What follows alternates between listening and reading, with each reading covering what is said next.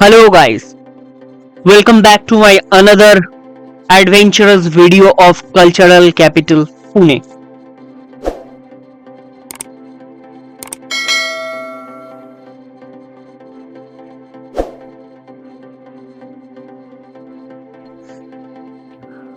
আর আজকে আমি তোমাদেরকে নিয়ে যাব পুনের আরো একটি ফেমাস টুরিস্ট প্লেসে, পার্বতী হিল।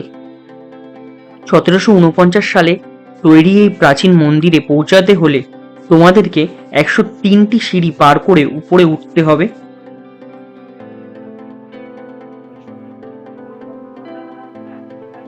পুনের লোকাল বাসিন্দারা এখানে প্রতিদিন আসে এক্সারসাইজ করার জন্য।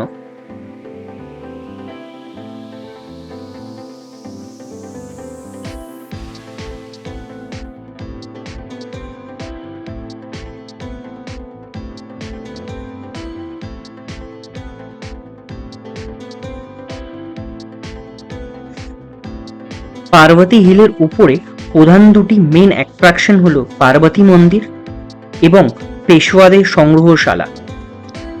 এছাড়া এখানে সীমান্ত নানা সাহেবের পেশওয়ার সমাধিও দেখবার জন্য উল্লেখযোগ্য।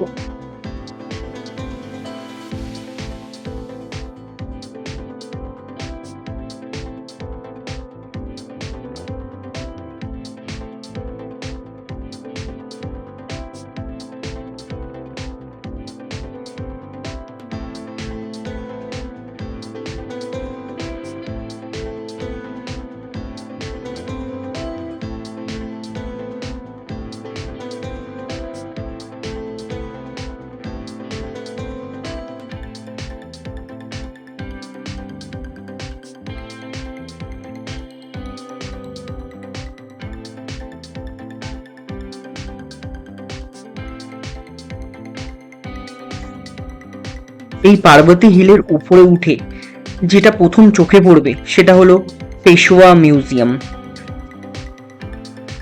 পেশওয়া মিউজিয়াম আগে ছিল নানা সাহেবের পেশওয়ার বসবাস বাড়ি। পরবর্তী সময় তার মৃত্যুর পর এই বাড়িটিকেই একটি সংগ্রহশালার হিসাবে পরিণত করা হয়।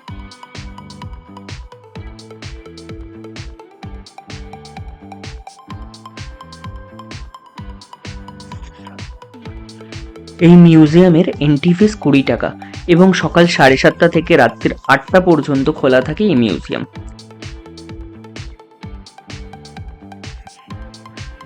এই মিউজিয়ামে রাখা প্রতিটি জিনিস প্রায় 250 থেকে 300 বছরেরও বেশি পুরনো। এখানে প্রধানত তামা পিতলের বাসন, রূপোর কয়েন, এছাড়াও সেই সময়কার নিত্য প্রয়োজনীয় নানান জিনিস, হাতিয়ার, পোশাক এবং পেশওয়াদের প্রচুর ছবি দেখতে পাবে।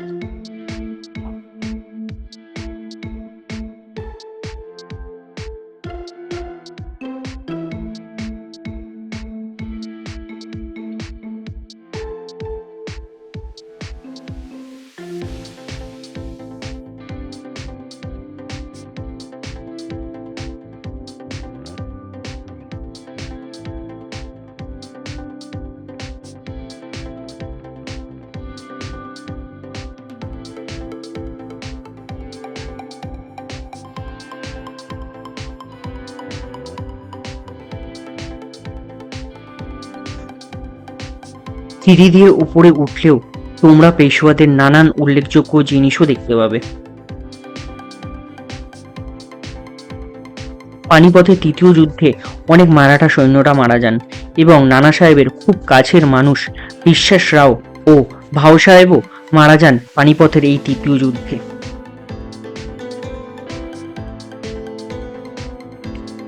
এই খবর শোনার পর নানা সাহেব খুব অসুস্থ হয়ে পড়েন এবং শনিবারওয়াড়া থেকে তিনি পার্বতী হিলে এসে বসবাস করতে শুরু করেন। নানা সাহেব তার জীবনের শেষ দিনগুলো এখানেই কাটান ও তার মৃত্যুর পর তার মৃতদেহকে এখানেই সমাধি দেওয়া হয়।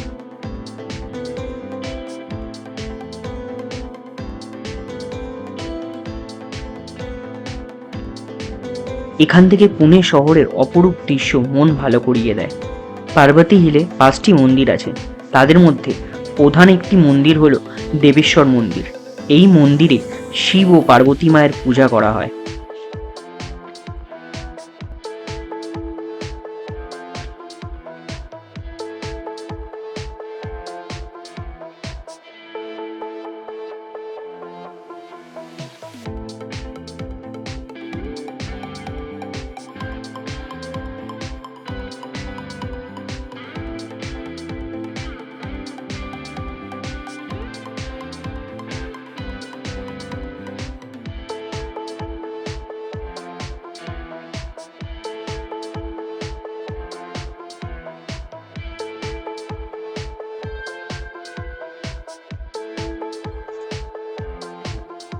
এই মন্দিরে ঢুকতেই একটি নন্দী মণ্ডপ চোখে পড়ে এবং এই মন্দিরের চারপাশে 4টি ছোট ছোট মন্দির তৈরি করা আছে।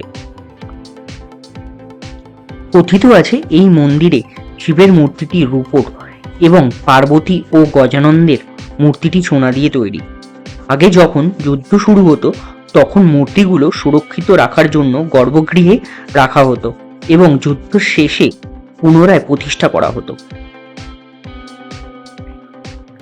কিন্তু শত চেষ্টার পরেও 1932 খ্রিস্টাব্দে মন্দির থেকে পার্বতী ও গজানন্দের মূর্তিটি চুরি হয়ে যায় এবং তারপর থেকেই পিতল ও কাঁসা দিয়ে মূর্তি বানিয়ে তাদের পুজো করা হয়।